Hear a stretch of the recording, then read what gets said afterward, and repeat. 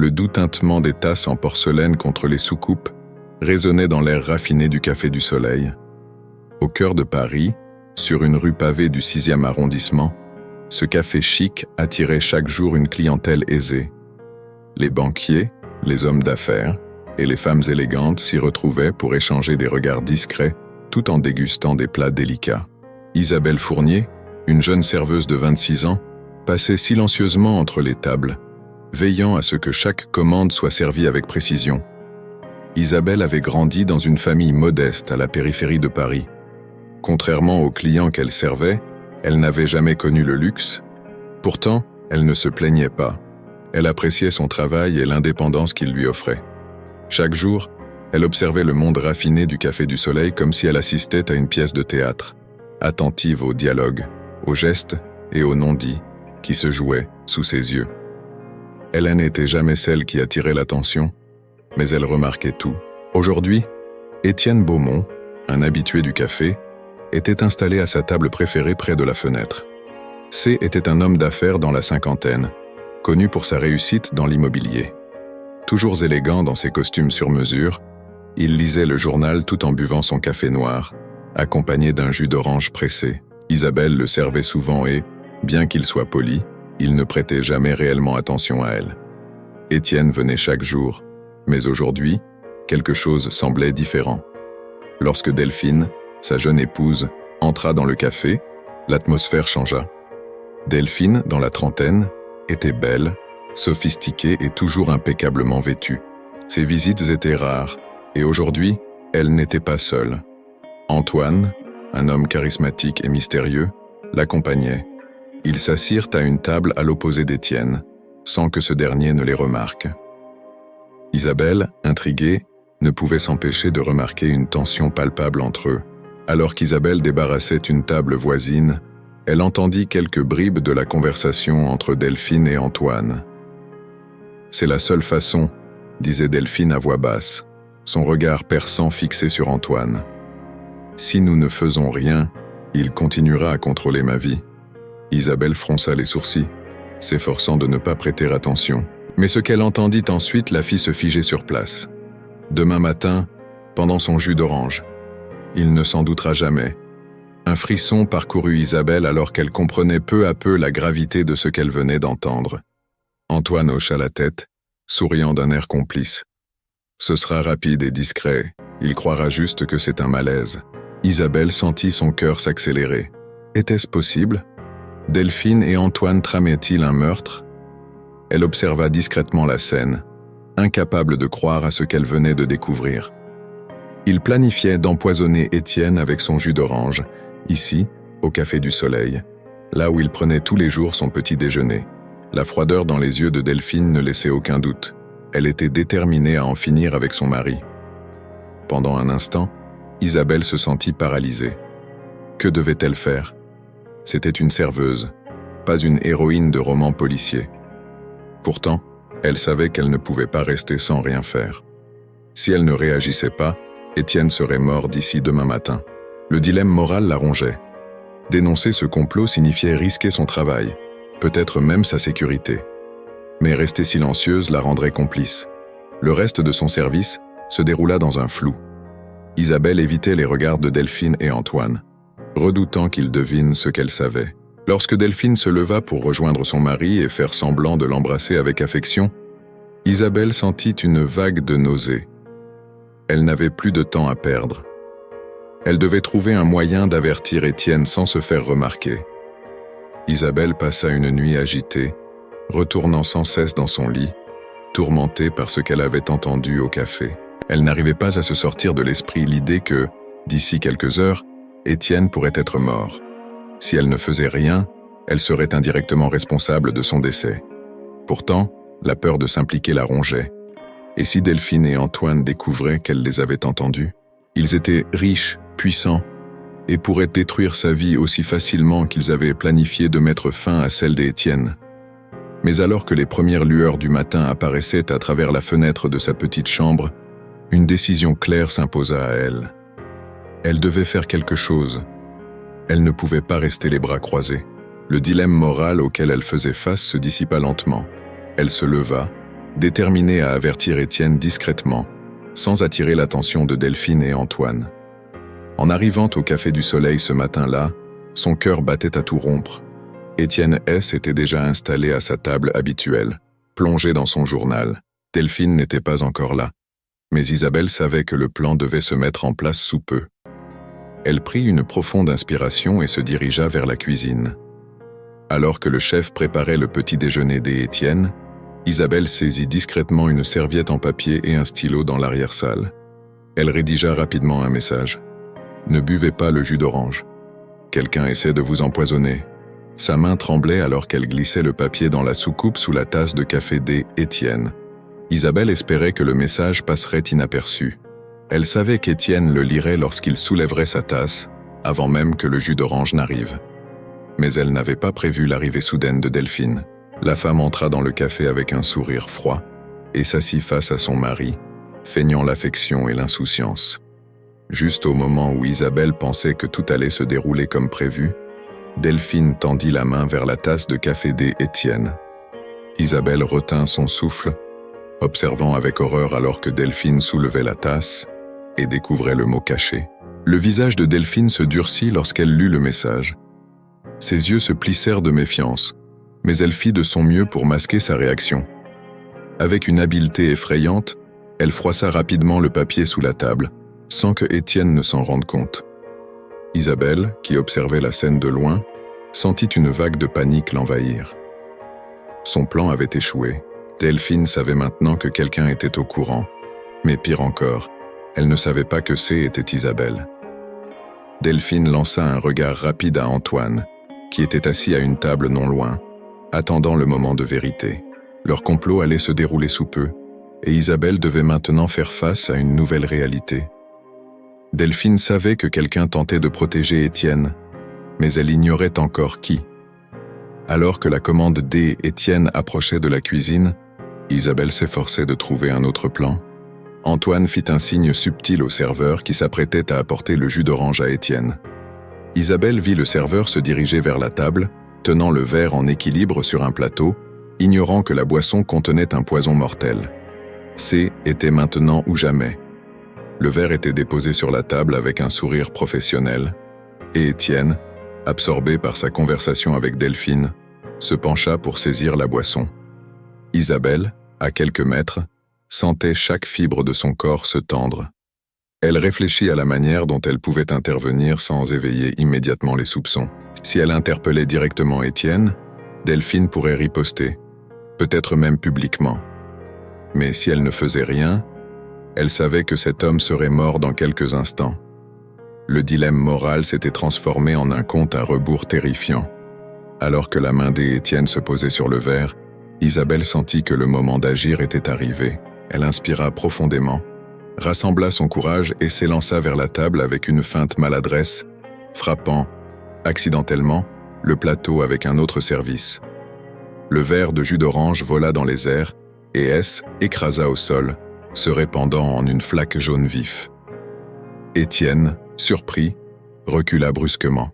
« Mon Dieu, mais qu'est-ce que vous faites ?» s'exclama-t-il, interloqué.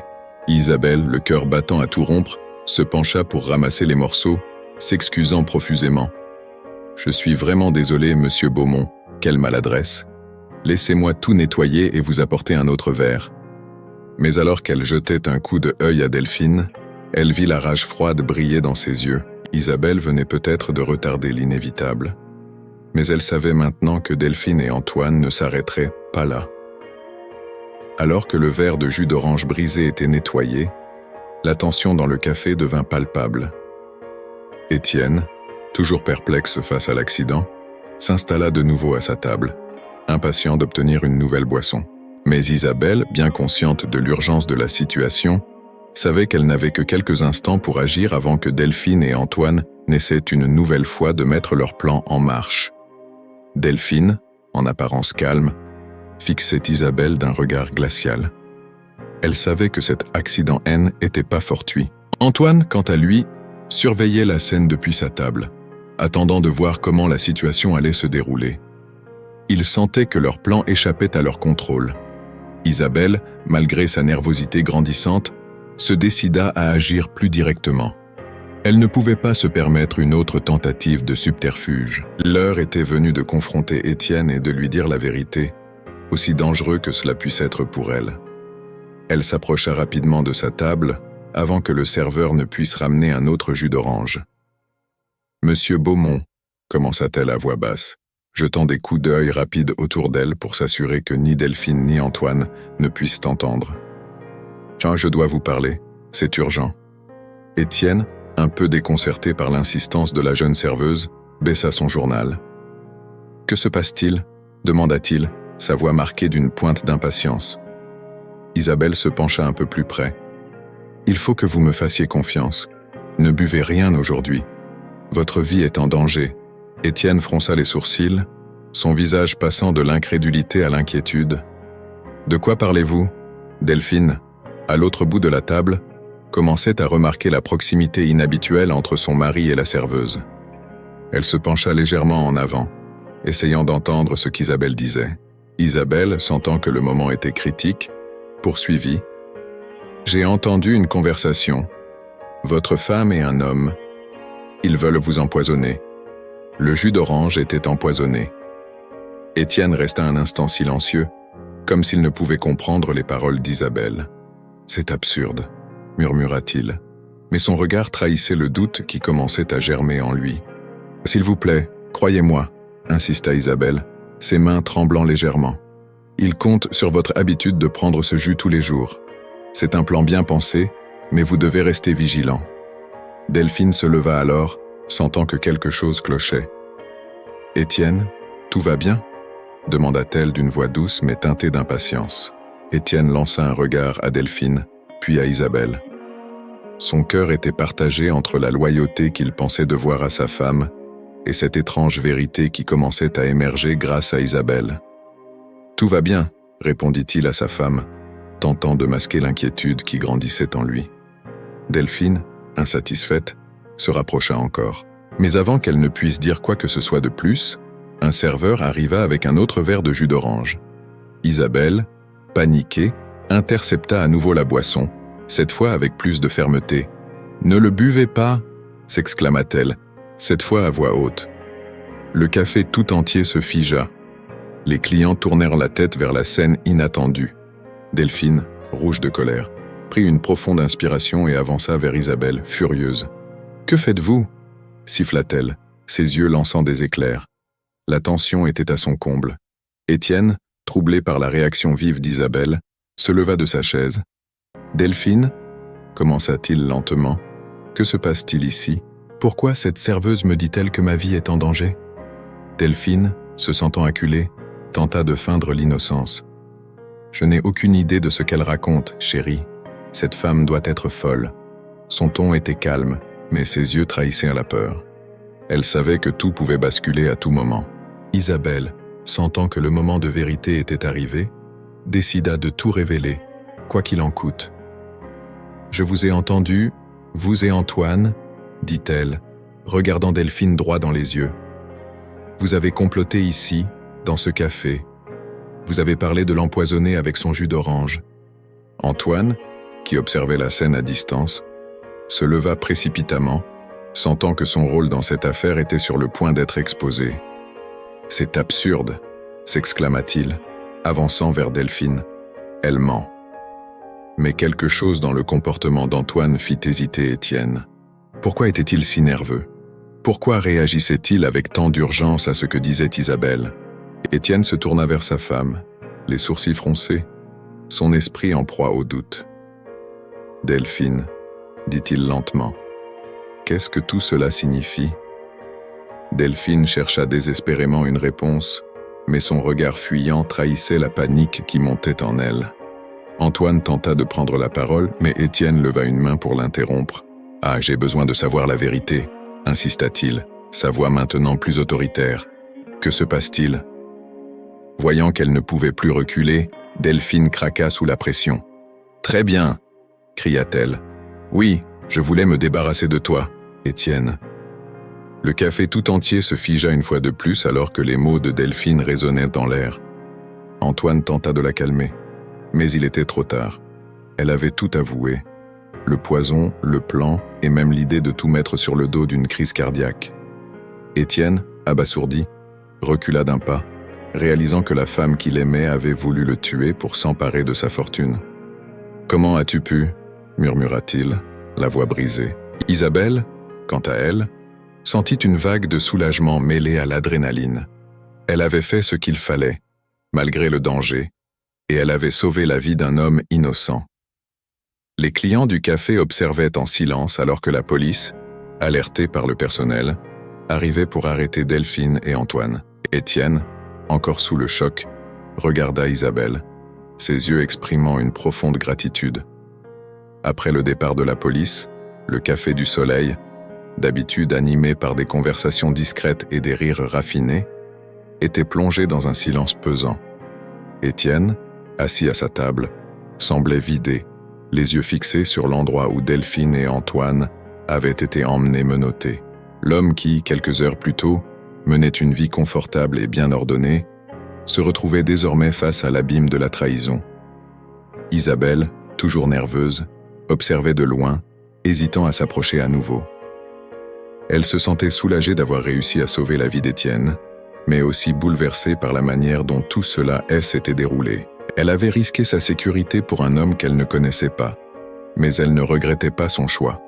Enfin, après ce qui sembla être une éternité, Étienne se leva et se dirigea lentement vers Isabelle. Son visage était marqué par la fatigue et la douleur, mais aussi par une profonde reconnaissance. « Mademoiselle Fournier, commença-t-il d'une voix rauque, vous avez sauvé ma vie aujourd'hui. Je ne sais pas comment vous remercier. » Isabelle, un peu gênée par cette attention soudaine, secoua la tête. « Je n'ai fait que ce que n'importe qui aurait fait dans ma position. » Étienne sourit tristement. « Vous avez fait bien plus que cela. Peu de gens auraient eu le courage d'intervenir comme vous l'avez fait. » Le café avait retrouvé un peu de son activité normale, mais tout le monde jetait des regards furtifs vers la scène où Étienne et Isabelle se tenaient. Les rumeurs sur ce qui venait de se passer ne tarderaient pas à circuler dans tout Paris, mais Isabelle s'en moquait. Elle avait accompli ce qu'elle pensait être juste, et c'était tout ce qui comptait. Étienne prit une profonde inspiration. « Je ne sais pas encore comment je vais surmonter cela, la trahison de ma femme, d'Antoine. Mais grâce à vous, j'ai au moins la chance de vivre pour y réfléchir. » Isabelle lui offrit un sourire rassurant. « Vous avez tout le temps nécessaire pour trouver comment aller de l'avant. L'important, c'est que vous soyez en vie. » Étienne semblait réfléchir un moment avant de répondre. « Vous êtes une femme remarquable, Isabelle. Je veux faire quelque chose pour vous, vous récompenser pour votre courage. » Il plongea la main dans sa poche, cherchant son portefeuille. Isabelle leva une main pour l'arrêter.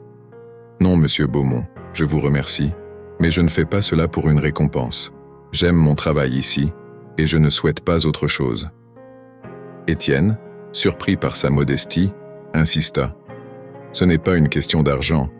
Vous méritez bien plus que cela. Que diriez-vous d'un emploi dans l'une de mes entreprises? Vous avez prouvé que vous aviez du cran, de l'intelligence et une grande intégrité. Vous pourriez être bien plus qu'une serveuse. » Isabelle, touchée par l'offre, hésita.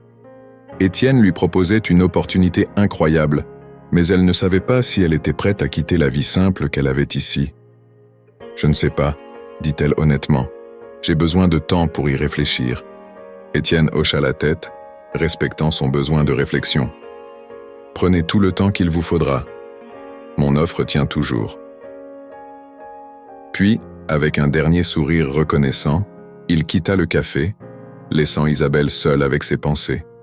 Les jours qui suivirent furent étrangement calmes pour Isabelle.